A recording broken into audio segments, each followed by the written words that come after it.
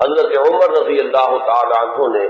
ایک موقع پر زمین پر لیٹ کر اور ہاتھ آسمان کی طرف پھیلا کر اللہ سے دعا کی تھی کہ پروردگار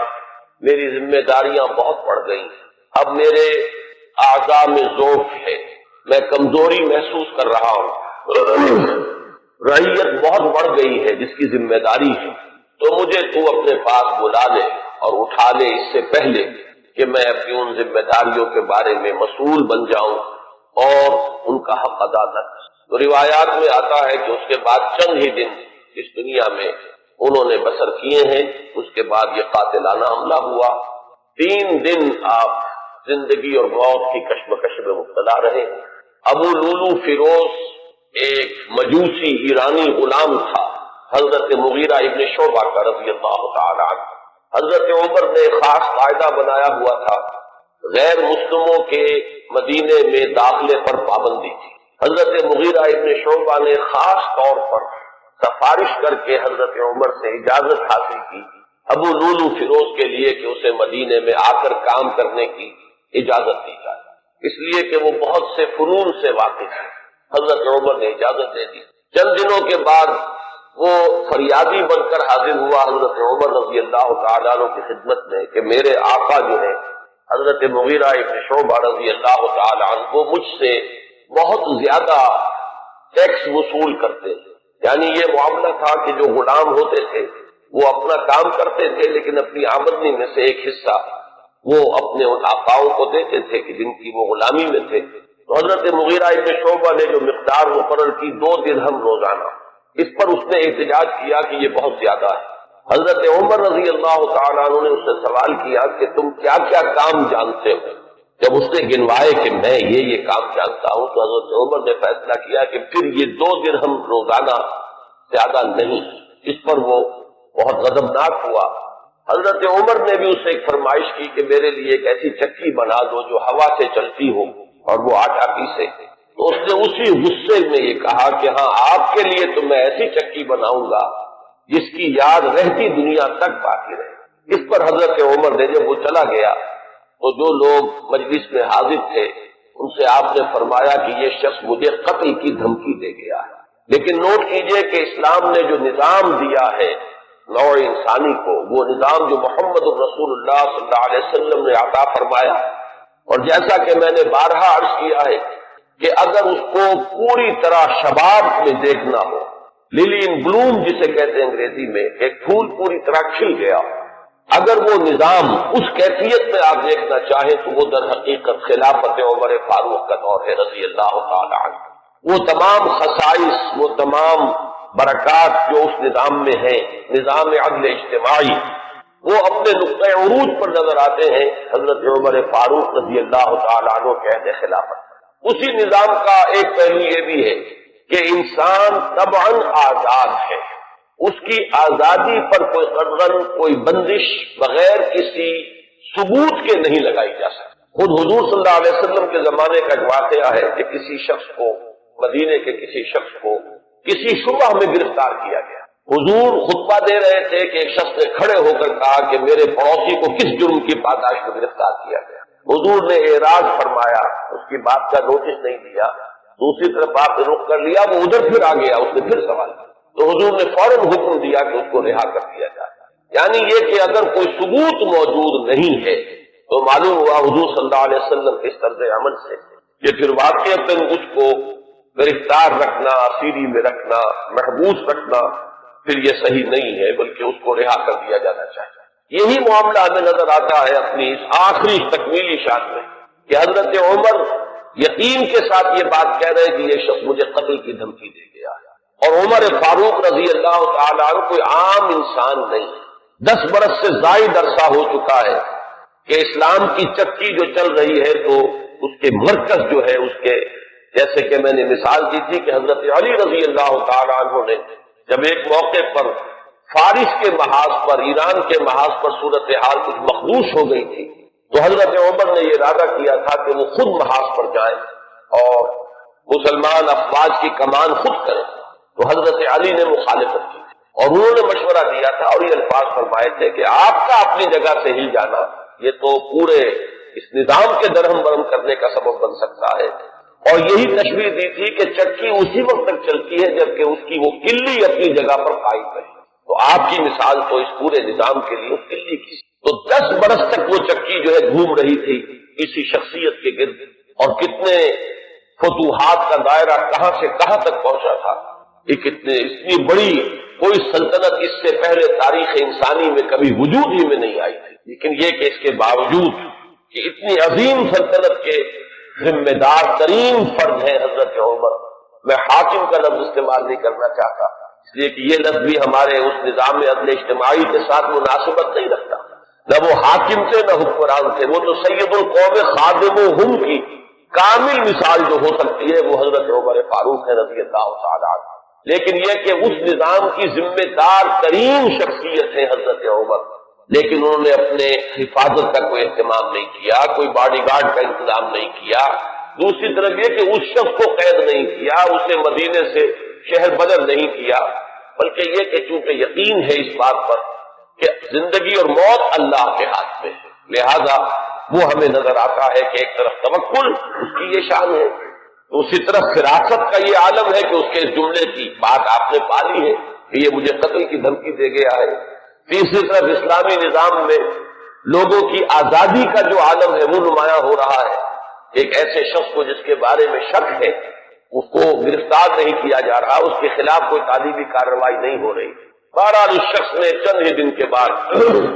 فجر کی نماز جب حضرت عمر فاروق ادا کرنے کے لیے آگے بڑھے ہیں اور آپ نے نیت باندھی، یہ شخص پہلی صف میں موجود تھا اور اس کا خنجر جو ہے 2 دھاری خنجر دونوں طرف اس کے جو ہے وہ دھار تھی، اس کو اس نے حضرت عمر رضی اللہ تعالیٰ عنہ پر جو وار کیے تو 6 وار حضرت عمر پر اس نے بے بفے کیے، حضرت عمر گر گئے رضی اللہ تعالیٰ عنہ۔ حضرت عبد الرحمن ابن عوف نے مختصر ترین صورتوں کے ساتھ پھر وہ نماز فجر ادا کروائی۔ نماز کا یہ عالم ہے کہ یہ نہیں ہوا کہ وہ درہم برہم ہو گیا ہو نظام، لیکن یہ کہ چونکہ جیسے کہ میں ابھی یہ لفظ استعمال کر رہا تھا کہ اس وقت جو وہ نظام مملکت تھا یا نظام حکومت تھا اس میں مرکزی حیثیت حضرت عمر فاروق کی تھی رضی اللہ تعالی عنہ، اسی طرح اسلام کے نظام میں یہ اقامت صلاۃ ہے کہ اس کی وہی اہمیت ہے کہ اگرچہ حضرت عمر فاروق زخمی ہو گئے گر گئے لیکن جماعت کا نظام وہ درہم برہم نہیں ہوا ہے، نماز ادا کی گئی ہے 2 رکعتیں جو ہے مختصر ترین قرات کے ساتھ۔ پھر لوگوں نے اس کو پکڑنے کی کوشش کی ہے تو اس نے مزید وار کر کے 13 افراد کو اور زخمی کیا۔ ایک شخص جب اس طریقے سے بکھرا ہوا ہو اور دوسرے لوگ تیار نہ ہو تو صورتحال سمجھ میں آتی ہے، ان میں سے 6 حضرات جو ہے وہ شہید ہو گئے۔ معاملہ صرف حضرت عمر کا نہیں، پکڑنے کی جب کوششیں ہر طرح سے ناکام ہو گئی تو کسی عراقی شخص کے بارے میں آتا ہے کہ اس نے کوئی کپڑا کمبل وغیرہ اس کے اوپر ڈالا ہے تب وہ قابو میں آیا ہے، لیکن پھر اس نے فوراً خودکشی کر لی۔ حضرت عمر رضی اللہ تعالیٰ عنہ نے سوال کیا، جیسے ہی آپ اس قابل ہوئے کہ سوال کر سکیں کہ میرا قاتل کون ہے، جب بتایا گیا کہ وہی ابو لولو فیروز ہے تو آپ نے اللہ کا شکر ادا کیا کہ اللہ کا شکر ہے کہ میرا قاتل کوئی مسلمان نہیں، یعنی جو بات کے 12-13 برس بعد ہونے والی تھی۔ حضرت عثمان رضی اللہ تعالیٰ عنہ کے قاتلین وہ جو بھی آپ انہیں کہے نام نہاد مسلمان تھے، کلمہ گو تھے، وہ محمد الرسول اللہ صلی اللہ علیہ وسلم کا کلمہ پڑھنے والے تھے، کلمہ شہادت کو انہوں نے اپنے لیے ڈھال بنایا۔ اس سے جو فتنہ شروع ہوا ہے جس کو میں اس سے پہلے بیان کر چکا ہوں کہ الفتنۃ الکبریٰ، سب سے بڑا فتنہ جو ہے وہ حضرت عثمان رضی اللہ تعالیٰ عنہ کی شہادت سے شروع ہوا ہے۔ اس سے پہلے یہ معاملہ اگرچہ حادثۃ الکبریٰ تو اسے آپ کہہ سکتے ہیں بہت بڑا حادثہ ہے، لیکن یہ ہے کہ اس سے کسی فتنے کا آغاز نہیں ہوا، بلکہ یہ کہ اس کے بعد بھی وہ چکی اسی طرح چلتی رہی۔ کم و بیش 10 برس ہے حضرت عثمان رضی اللہ تعالیٰ عنہ کے عہد خلافت کے کہ وہ بھی اسی شان کے حامل ہے، وہی یکجہتی ہے، وہی امن و امان ہے، اسی طرح فتوحات کا سلسلہ جاری ہے، انقلاب محمدی علی صاحب الصلاۃ والسلام کا سیلاب جو ہے وہ بڑھ رہا ہے اسی شان سے، جو میں نے بارہا آپ کو سنایا ہے اقبال کا یہ مصرع کہ تھمتا نہ تھا کسی سے سیل رواں ہمارا، تو کم و بیش 10 برس اس کے بعد یہ کیفیت جاری رہی ہے، تو اس سے کسی بڑے فتنے کا آغاز نہیں ہوا۔ حضرت عمر رضی اللہ تعالیٰ عنہ پر یہ قاتلانہ حملہ ہوا ہے 26 یا یہ کہ 25, 26, 27 ان میں سے کوئی تاریخ ہوگی. 4 دن بقایا تھے. اب اگر 30 کا مہینہ ہو تو اس کی تاریخ اور بن جائے گی, 29 کا ہو تو کچھ بدل جائے گی. تقریباً وہ آج کا دن ہی پڑتا ہے. اور یہ ہے سن 23 ہجری. انتقال ہوا ہے تو پھر تدفین جو ہوئی, حضرت صہیب رومی رضی اللہ تعالی عنہ کے بارے میں وصیت تھی کہ وہ میری نماز جنازہ ادا کریں, اس کی امامت کریں. تو یکم محرم الحرام سن 24 ہجری کو تدفین ہوئی ہے. تدفین کا یہ واقعہ بھی بڑا اہم ہے اور آپ سب حضرات کے علم میں ہوگا کہ حضرت عمر نے اپنے صاحبزادے عبداللہ ابن عمر رضی اللہ تعالیٰ عنہما کو بھیجا حضرت عائشہ کی خدمت میں کہ میری بڑی خواہش ہے کہ آپ کے حجرے میں میں دفن ہو جاؤں جہاں محمد رسول اللہ صلی اللہ علیہ وسلم اور حضرت ابوبکر صدیق رضی اللہ تعالیٰ عنہ مدفون. حضرت عائشہ نے فرمایا, اور اس سے جو مقام ان کی نگاہ میں تھا حضرت عمر کا وہ بھی ظاہر ہوتا ہے کہ کس طرح انہوں نے اثار کیا ہے, کس قدر ان کے لیے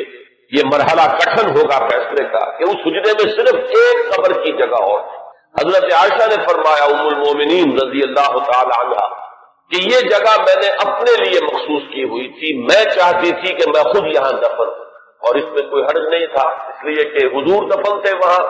وہ آپ کے شوہر تھے. حضرت ابوبکر دفن تھے, وہ ان کے والد تھے. لیکن میں عمر کو اپنی ذات پر ترجیح دیتی ہوں, لہذا میں اجازت دیتی ہوں کہ حضرت عمر کو وہاں دفن کر دیا جائے. جب حضرت عمر کے پاس واپس آئے حضرت عبداللہ ابن عمر, اور آپ نے پوچھا ہے کہ کیا جواب لائے, اور جواب دیا گیا کہ اجازت ہو گئی ہے, تو فرمایا کہ یہ آخری آرزو تھی زندگی کی, اللہ کا شکر ہے کہ وہ پوری ہو. یہ جو حادثہ فاجعہ ہے, جہاں تک اس کے تاریخی پس منظر کا تعلق ہے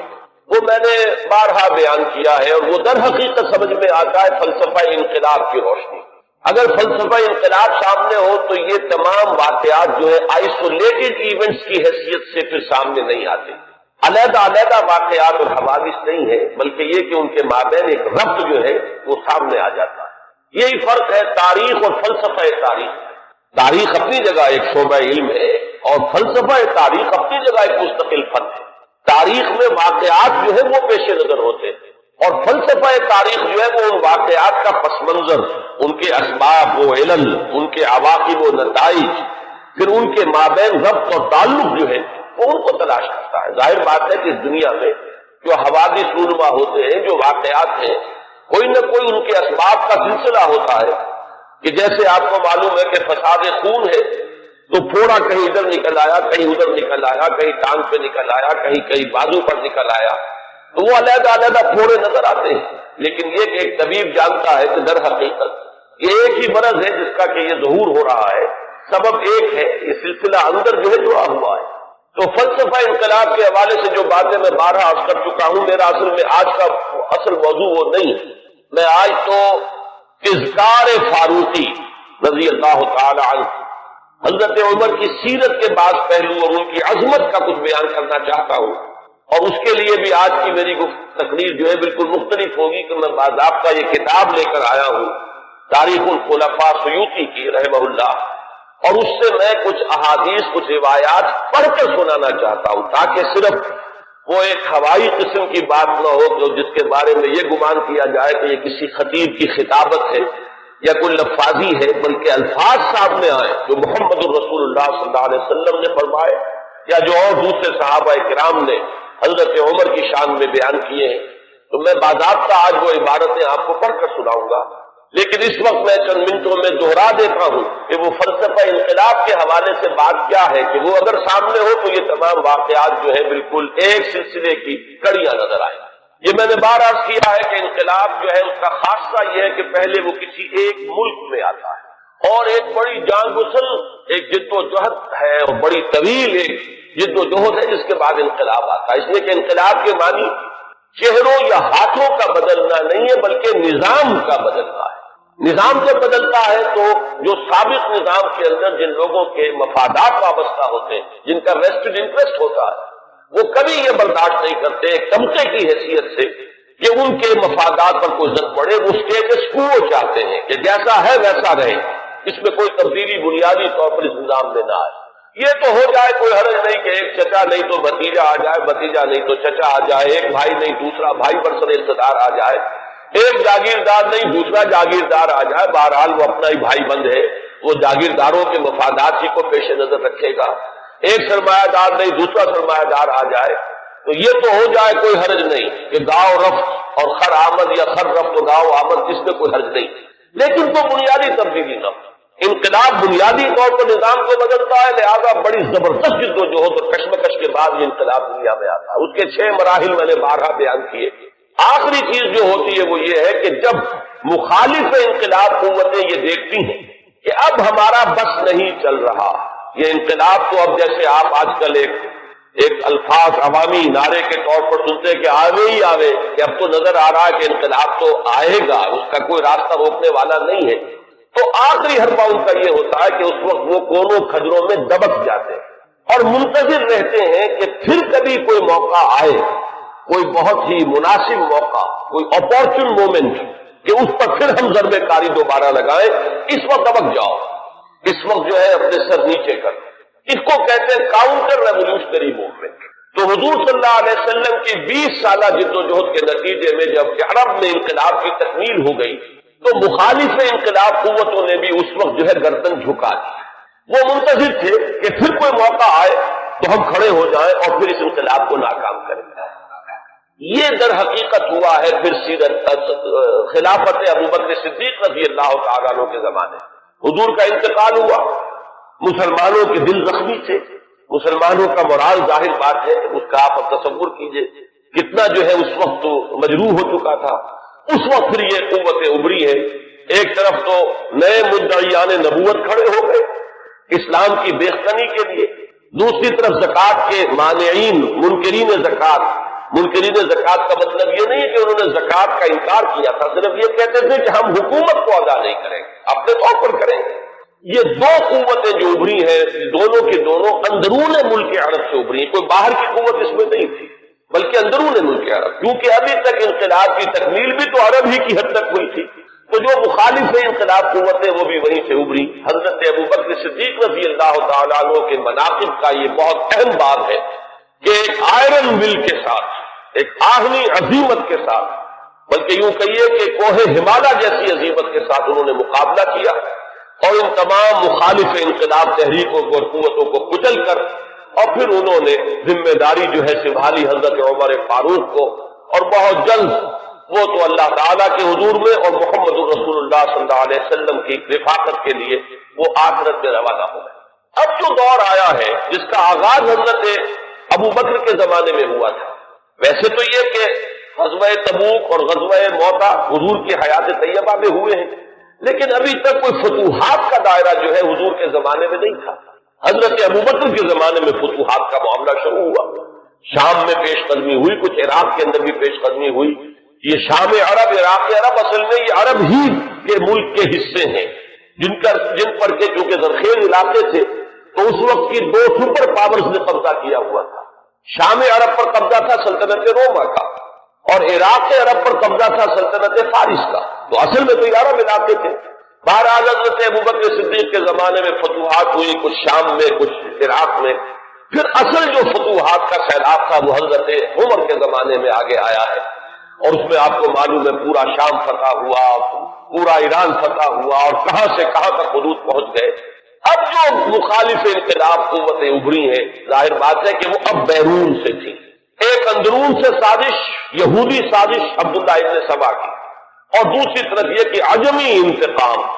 اس لیے کہ جہاں تک تعلق ہے سلطنت روما کا، ایک تو یہ کہ وہ بالکل ختم نہیں ہوئی تھی، ابھی اس کے شمالی افریقہ کے مقبوضات بھی بقایا تھے، ابھی اس کے پاس جس کو آپ ایشیا مائنر کہتے ہیں، ایشیائی کوچک وہ بھی باقی تھا، اس کے اور یورپین مقبوضات بھی ابھی باقی تھے، تو وہ بالکل ختم نہیں ہوئی تھی۔ صرف یہ ہے کہ یوں سمجھیے کہ ایک ٹانگ اس کی ٹوٹ گئی تھی کہ ویسٹ ایشیا سے تقریباً اسے بے دخل کر دیا گیا، جبکہ سلطنت ایران کا معاملہ یہ کہ وہ تو بالکل ختم ہو گئی، اس کی دھجیاں اڑ گئیں، اس کا کوئی وجود نہیں رہا، وہ جو سلسلہ چلا آ رہا تھا ان کے ہاں ایک شہنشاہی سلسلہ، وہ ختم ہو کر رہ گیا۔ اس اعتبار سے جو اصل رد عمل ہوا ہے اس مرحلے پر وہ ایران کی طرف سے ہوا ہے۔ ایرانی ویسے بھی شاہ پرست اور نسل پرست لوگ ہیں، ان کے اندر اپنی نسل کی برتری کا اور عربوں کی تحقیر کا جذبہ جو ہے یہ ہمیشہ سے پایا جاتا ہے کہ عربوں کو وہ کچھ تسلیم کرنے کو تیار ہی نہیں تھے۔ اب جب حضرت عمر کے ہاتھوں یہ معاملہ ہوا اور سلطنت کسرا جو ہے پارا ہو گئی اور اس کا سلسلہ ختم ہو گیا، تو در حقیقت اب دوسرا انتقام جو ہے وہ آیا ہے یہ باہر سے۔ اور یہ جو معاملہ تھا حضرت عمر کی شہادت کا، یہ کوئی آئسولیٹڈ فیکٹ نہیں ہے، آئسولیٹڈ ایونٹ نہیں ہے، اگرچہ جیسے اس کو میں نے بیان کیا واقعات تو یہی ہیں، اس سے زیادہ جو ہے اس کا کوئی ثبوت تو تاریخ کے اندر جو ہے ہمیں نہیں مل سکے گا، لیکن یہ ہے کہ یہ سب کو معلوم ہے کہ جو گورنر تھا ایک ایرانی وہ اس کی پشت پر تھا، اور اس گورنر ہی کی شہ پر اس نے یہ سارا اقدام کیا ہے، اور مجوسی تھا، ایرانی تھا، اس نے انتقام لیا ہے حضرت عمر فاروق رضی اللہ تعالی عنہ سے۔ اس کے بعد یہ بات آگے بڑھی، اور جیسا کہ میں نے عرض کیا کہ پھر یہودی سازش بھی جب سامنے آئی ہے، اور پھر یہودی سازش اور عجمی انتقام، یہ دونوں نے مل کر پھر وہ شکل اختیار کی ہے کہ جو الفتنۃ الکبریٰ حضرت عثمان رضی اللہ تعالی عنہ کی شہادت جس کا نتیجہ نکلی۔ تو اگر اس کو آپ سمجھیں گے تو یہ بالکل سمجھ میں آنے والی بات ہے، یہ کوئی ایسا نہیں ہے کہ کوئی بالکل ہی یعنی انوکھی باتیں ہوں، بلکہ یہ سمجھ میں آنے والی باتیں ہیں، تاریخ کے یہ حقائق ہیں، ان اصولوں کو سامنے رکھا جائے تو ہر چیز اپنے صحیح پرسپیکٹو میں نظر آ جاتی ہے۔ لیکن جیسا کہ میں نے عرض کیا، میں آج اس سلسلے میں کچھ زیادہ عرض نہیں کرنا چاہتا، میں یہ چاہتا ہوں کہ حضرت عمر کے مناقب میں آج آپ کو باضابطہ کچھ روایات پڑھ کر سناؤں اور ان کے ترجمے کے حوالے سے بات آپ کے سامنے رکھوں۔ سب سے پہلی بات ان کی شخصیت کے ضمن میں یہ ہے کہ اگرچہ ایک روایت تو یہ بھی ملتی ہے، علامہ ذہبی نے یہ رائے ظاہر کی ہے کہ حضرت عمر جب ایمان لائے ہیں تو ان کی عمر 27 برس تھی رضی اللہ تعالی عنہ، لیکن یہ کہ غالباً انہیں مغالطہ ہوا ہے۔ امام نووی رحمہ اللہ نے جو کچھ لکھا ہے وہ میں پڑھ کر سنا رہا ہوں۔ ولد عمر بعد الفیل ب13 سنہ، حضرت عمر رضی اللہ تعالیٰ عنہ کی ولادت ہوئی ہے عام فیل کے 13 سال بعد۔ یہ آپ کو معلوم ہوگا کہ عام الفیل جو ہے، جس سال کے ابرہہ نے حملہ کیا تھا خانہ کعبہ پر، وہ آیا تھا لے کر مکے پر چڑھائی کے لیے اپنے ہاتھیوں کے ساتھ اپنا ایک لشکر جرار لے کر آیا تھا، اسی سال حضور کی ولادت باسعادت ہوئی۔ 13 برس بعد حضرت عمر کی ولادت ہے، گویا کہ جب آفتاب نبوت طلوع ہوا ہے، یعنی جب کہ وحی کا آغاز ہوا ہے، تو حضرت عمر رضی اللہ تعالیٰ عنہ کی عمر 27 برس، اور چھٹے سال، اس پہ بالکل اتفاق ہے کہ چھٹے سال نبوت میں، یعنی جب کہ حضور صلی اللہ علیہ وسلم کو آغاز وحی کو آپ پر 6 برس ہو چکے تھے، اس سال یہ ایمان لائے، اس میں کسی اختلاف کی گنجائش نہیں ہے، بلکہ یہ کہ حضرت حمزہ رضی اللہ تعالیٰ عنہ کا بھی کیونکہ سال ایمان لانے کا سال وہی ہے، لہذا اس میں ذرا سا مجھے آج تحقیق کرنی پڑی تو معلوم ہوا کہ حضرت حمزہ پہلے ایمان لائے ہیں، حضرت عمر بعد سے۔ فرق جو ہے وہ صرف 3 دن کا ہے، حضرت حمزہ 3 دن قبل ایمان لائے ہیں اور حضرت عمر رضی اللہ تعالی عنہ یہ 3 دن کے بعد ایمان لائے۔ تو جس وقت وہ ایمان لائے ہیں، اس کا مطلب یہ ہے کہ 33 برس عمر تھی حضرت عمر رضی اللہ تعالی عنہ کی، اور جب آپ کا انتقال ہوا ہے، شہادت ہوئی ہے، تو 63 برس عمر تھی، اور یہ وہی عمر ہے جس میں کہ حضور صلی اللہ علیہ وسلم کا انتقال ہوا اور حضرت ابوبکر کا انتقال ہوا، یعنی جو قرب اور اعتبارات سے ہے، صاحبین کو، شیخین کو، جو بھی آپ انہیں کہیں، حضرت ابوبکر حضرت عمر رضی اللہ تعالی عنہما، ان دونوں کی جو مشابہتیں حضور کے ساتھ ہے وہ اس پہلو سے بھی کہ اس دنیاوی زندگی جو ہے اس کا کہ وہی مقدار ہے، اتنے ہی عرصے حضور اس دنیا میں رہے ہیں، اس حیات دنیاوی میں، اور اتنے ہی عرصے حضرت ابوبکر اور حضرت عمر رضی اللہ تعالی عنہما۔ اس کے بعد چند الفاظ جو امام نووی کے ہیں وہ میں آپ کو پڑھ کر سنا رہا ہوں۔ وَكَانَ مِنْ أَشْرَافِ قریش کے انتہائی جو باعزت گھرانے ہیں ان میں سے ان کا تعلق ہے، یہ بنو عدی سے تعلق رکھتے تھے، اور 8ویں پشت میں حضور کے ساتھ سلسلہ نسب حضرت عمر فاروق رضی اللہ تعالی عنہ کا مل جاتا ہے۔ وَإِلَيْهِ كَانَتِ السِّفَارَةُ فِي الْجَاهِلِيَّةِ، اب ان کا جو مقام جاہلیت میں تھا، اس میں بھی سمجھیے ایام جاہلیت سے مراد ہے اسلام لانے سے پہلے جو ان کا مقام اپنے اس نظام میں تھا جو قبائلی نظام تھا عرب کے اندر، قریش میں ان کی حیثیت کیا تھی؟ تو وَإِلَيْهِ كَانَتِ السِّفَارَةُ فِي الْجَاهِلِيَّةِ كانت قریش اذا وقعت الحرب بینہم اور بینہم وبین غیرہم بعثوا سفیرا اے رسولا واذا نافرہم منافر اور فاخرہم مفاخر بعثوہ منافرا اور مفاخرا۔ اب یہ قبائلی زندگی کا پورا نقشہ اس عبارت میں آ گیا ہے کہ جہاں کہیں کوئی جنگ ہوتی تھی، جھگڑا ہوتا تھا قریش کا خود اپنے اندر دو گھرانوں کے مابین، یا قریش کا بحیثیت قبیلہ کسی دوسرے قبیلے سے، تو حضرت عمر کو سفیر کی حیثیت سے بھیجا جاتا تھا، یہ ان کا مقام تھا۔ اور اگر کہیں کوئی مفاخرت ہو جاتی تھی، کہیں کسی بڑے شاعر اور خطیب نے کھڑے ہو کر وہ اپنے قبیلے کے جو ہے مفاخر بیان کیے، تو وہاں پر پھر مقابلے کے لیے بھی، اس تفاخر کے لیے بھی حضرت عمر کو بھیجا جاتا تھا۔ تو یہ ان کا مقام اپنی زندگی میں تھا۔ یہیں پر نوٹ کر لیجئے کہ حضرت ابوبکر صدیق رضی اللہ تعالیٰ عنہ کے بارے میں بھی میں نے آپ کو بتایا کہ اسلام لانے سے قبل قریش میں ان کا یہ مقام تھا کہ دیت کے فیصلے وہ کرتے تھے۔ قبائلی زندگی میں سب سے زیادہ نازک معاملہ ہوتا ہے مقدمات قتل کا فیصلہ، اور ظاہر بات ہے کہ اگر کہیں اپنے گھرانوں کے اندر ہی قتل کا معاملہ ہو گیا ہے تو جان کے بدلے جان کے بجائے اس میں کوشش کی جاتی تھی کہ جو بھی خون بہا ہے وہ دے کر تو جو قاتل ہے کیونکہ اپنے ہی قبیلے کا فرض ہے اس کی جان بچائی جائے۔ اب اس میں تعین کرنا کہ کتنا خون بہا ہو، یہ کام جو ہے حضرت ابوبکر رضی اللہ تعالیٰ عنہ کے سپرد تھا۔ تو اس سے بھی اندازہ ہوتا ہے کہ ان کا مقام اپنے اس نظام میں جو پہلے سے قائم تھا وہ کیا تھا۔ بالکل اسی طرح کا معاملہ جو ہے وہ حضرت عمر رضی اللہ تعالیٰ عنہ کا۔ حضرت عمر کے اسلام کے بارے میں بہت سی روایات آپ نے سنی ہوں گی، اور میں بھی پہلے کئی مرتبہ بیان کر چکا ہوں۔ میں نے جو اس دور میں مزید مطالعہ کیا تو معلوم ہوا کہ بعض روایات اور بھی ہیں کہ جس سے یہ اندازہ ہوتا ہے کہ جو ان کی ہمشیرہ اور بہنوئی حضرت فاطمہ بنت خطاب اور حضرت سعید ابن زید رضی اللہ تعالی عنہما، ان کے ساتھ جو واقعہ ہوا، اندازہ ایسا ہوتا ہے کہ وہ در حقیقت وہ آخری ضرب تھی جو حضرت عمر کے دل پر لگی ہے۔ اس سے پہلے بھی بعض مواقع پر کچھ ایسے ان کے ساتھ واقعات پیش آ چکے تھے کہ جس سے ان کے دل کے اندر ایک کشمکش جو ہے وہ شروع ہو چکی تھی۔ مثلا بعض روایات میں آتا ہے کہ ایک مرتبہ حضور صلی اللہ علیہ وسلم جب آ رہے تھے خانہ کعبہ کی طرف تو حضرت عمر نے بھی پیچھا کیا، اور وہ مخالفانہ انداز میں پیچھا کیا، لیکن حضور پہلے پہنچ چکے تھے، آپ نے نماز کے لیے نیت باندھ لی تھی۔ تو اب حضرت عمر جو ہے خاموشی سے سنتے رہے قرآن مجید، اور اس کا ان کے دل پر ایک اثر ہوا۔ انہوں نے اپنے دل میں کہا کہ یہ شخص بہت بڑا شاعر ہے۔ واقعہ یہ کہ یہ کلام جو یہ پڑھ رہا ہے اس وقت، یہ تو بہت ہی اعلیٰ کلام ہے، بہت اونچا کلام ہے۔ تو معلوم یہ ہوا کہ کہیں نہ کہیں وہ جو ہے بیج وہ پڑھ رہا تھا۔ اسی طرح ایک رات کے وقت ایسا ہوا ہے کہ حضرت عمر کی کسی ہمشیرہ کو وہ ولادت کا مرحلہ درپیش تھا، تو کسی دائی وغیرہ کی تلاش کے لیے وہ نکلے ہیں رات کو۔ اس وقت انہوں نے دیکھا کہ حضور اور آپ کے ساتھ چند اور لوگ ہیں جو کھڑے ہیں اور نماز پڑھ رہے ہیں۔ تو خانہ کعبہ کے پردوں میں چھپ کر آپ نے پھر حضرت عمر نے اس وقت وہ سنا کہ یہ کیا پڑھ رہے ہیں، اور اس سے بھی ان کا کہنا یہ ہے کہ میرے دل کے اندر ایک کشمکش شروع ہو چکی۔ یہ بات جو ہے نفسیاتی اعتبار سے سمجھ میں آتی ہے۔ بسا اوقات ایسا ہوتا ہے کہ ایک شخص کے اوپر ایک کسی حقیقت کا انکشاف ہو رہا ہے تدریجاً، لیکن ابھی وہ جو پچھلی عصبیتیں ہیں، اپنے آبائی عقائد یا اپنے آبائی دین کے ساتھ جو ایک جذباتی تعلق ہے، وہ ابھی اتنا مضبوط ہے کہ ریزسٹ کر رہا ہے، اندر ہی اندر وہ کشمکش جو ہے وہ جاری ہے۔ لیکن ان روایات سے یہ معلوم ہوتا ہے کہ وہ واحد واقعہ نہیں ہے جو اس وقت ہوا، بلکہ یہ کشمکش ہو رہی تھی۔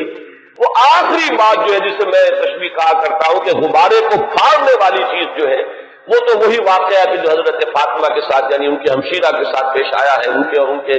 بہنوئی اور بہن کے مابین، کہ حضرت عمر تو نکلے تھے فیصلہ کر کے کہ بس اب تلوار ننگی لے کر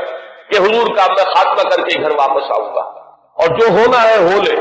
لیکن یہ کہ یہ جو کلکل ہو رہی ہے اور یہ جھگڑا جو قریش کے اندر ہو گیا ہے، گھر گھر جو ہے فساد ہے، باپ بیٹے سے جدا ہو رہا ہے، بھائی بھائی سے کٹ گیا ہے، بیوی شوہر سے علیحدہ ہو رہی ہے،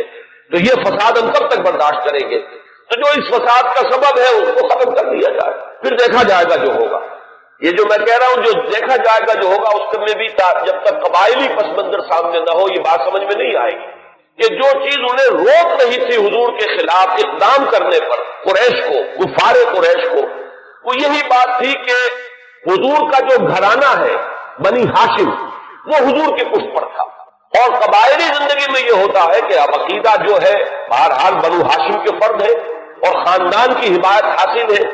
اگر حضور کے خلاف کوئی اقدام کرتے تو بنو ہاشم ان کی مدافعت